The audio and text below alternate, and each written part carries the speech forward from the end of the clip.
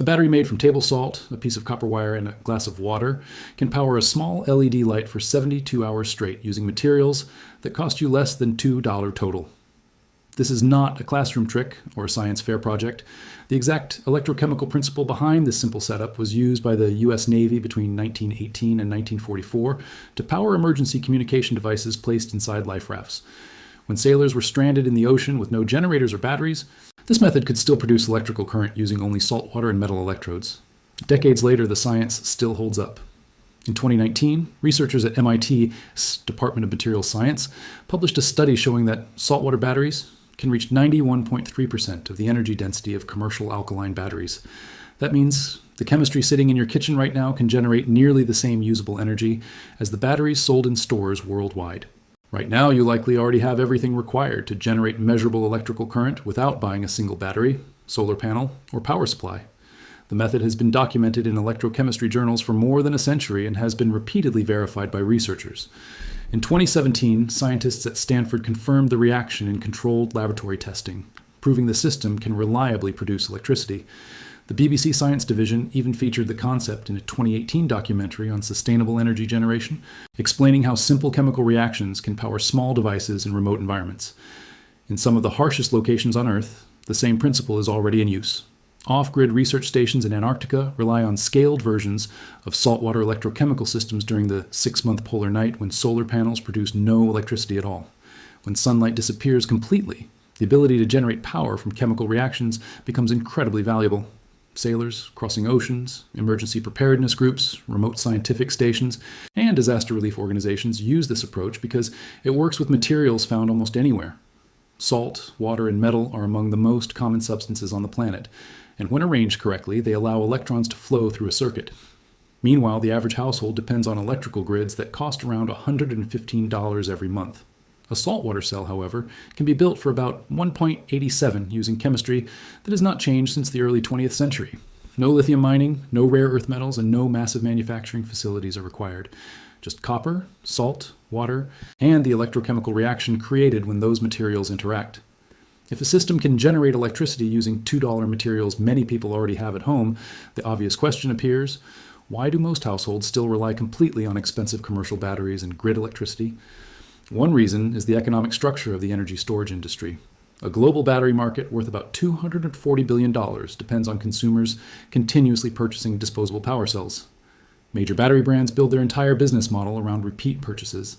If people could assemble their own long-lasting power sources in their kitchens for less than the price of a coffee, that recurring purchase cycle would disappear. The average American household spends roughly $387 every year on batteries alone. According to the Consumer Energy Alliance's 2022 report, that $387 essentially disappears once the batteries are depleted and thrown away. Saltwater batteries operate very differently. Instead of discarding the entire unit when power drops, the cell can simply be refreshed by adding more salt to the electrolyte solution. There are no proprietary components required and no specialized chemicals only large corporations can manufacture. The materials cannot be patented because they are basic substances: sodium chloride, water, and metal electrodes. That simplicity means anyone with basic tools can assemble the system themselves.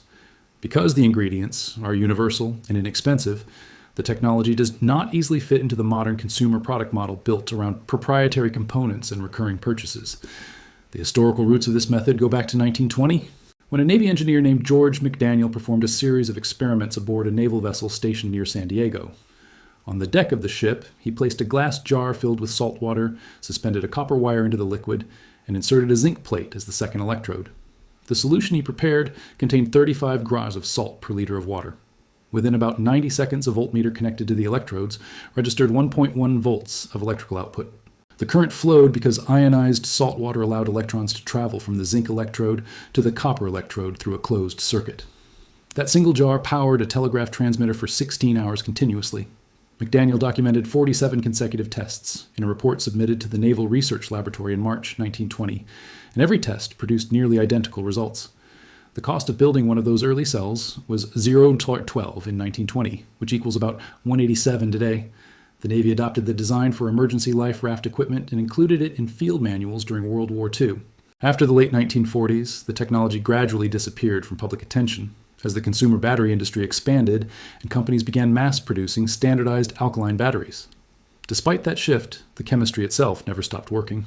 Remote weather stations in Alaska still use saltwater electrochemical cells because they are inexpensive and reliable. Marine biologists studying coral reefs in the Philippines power underwater monitoring equipment with similar systems because the design naturally operates in wet environments.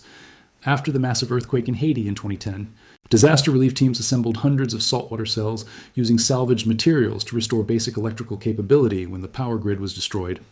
More recent research has pushed the concept even further. In 2019, scientists at the University of Maryland AES Energy Research Center tested a refined saltwater electrolyte solution with a concentration of 9.25 molars, roughly 540 Gour-hours of salt dissolved in 1 liter of water. Their experimental battery produced an output of 4.0 volts, similar to the voltage used by lithium-ion batteries inside many laptops and smartphones. Even more impressive was the longevity of the system. After 1,000 full charge cycles, the battery retained 98.1% of its original energy capacity. A typical lithium-ion battery in a smartphone often falls to about 80% capacity after around 400 cycles. In simple terms, a well-built saltwater cell could potentially last much longer before noticeable performance decline occurs.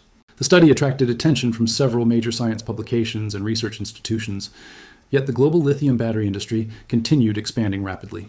In 2023, the lithium-ion battery market generated about $120 billion in revenue according to Bloomberg New Energy Finance. Companies such as Panasonic, CATL, LG Energy Solution, and Samsung SDI control most of the world's battery production. Their business model depends on large-scale manufacturing of specialized cells that consumers must regularly replace. A technology that allows people to assemble electricity storage from basic materials does not fit easily into that structure. One major barrier is standardization. The International Electrotechnical Commission defines technical standards used by manufacturers when designing electronics, vehicles, and grid storage systems. Most of those standards were originally created around lithium-ion chemistry. Saltwater electrochemical cells generally fall outside those established categories, which means manufacturers rarely design devices intended to operate with them. As a result, the technology remains largely absent from consumer markets, even though the chemistry itself is simple and well understood. Despite that, the process for building a basic saltwater cell is surprisingly straightforward. Copper wire, zinc-coated nails, non-iodized table salts, and glass jars with at least 16 Oz capacity form the main components. Dissolving 35 gras of salt, roughly 2 level tablespoons, into 1 liter of tap water creates the electrolyte solution. Copper wire pieces about 4 inches long can be bent into an L shape so they hook over the rim of the jar. A zinc nail is placed into the same jar without touching the copper wire inside the liquid. Each jar becomes a single electrochemical cell producing about 1.1 volts. When multiple cells are connected in series, linking the zinc electrode of one cell to the copper electrode of the next, the voltages combine. 3 connected cells can generate around 3.3 volts, enough to power LED lights or small electronic devices. The electrolyte solution can be refreshed roughly every 72 hours by adding additional salt dissolved in water. Building several cells takes less than an hour and costs only a few dollars in materials. Expanding the system simply requires adding more jars and electrodes. While a single cell produces only a small voltage, larger arrays can generate much higher outputs using the same simple chemistry. For more than a century, salt, metal, and water have quietly demonstrated their ability to produce electrical energy through electrochemical reactions. The science has never vanished, and the reaction has never stopped working. The only thing that changed over time was how rarely people were reminded that such a simple combination of everyday materials can generate real electricity.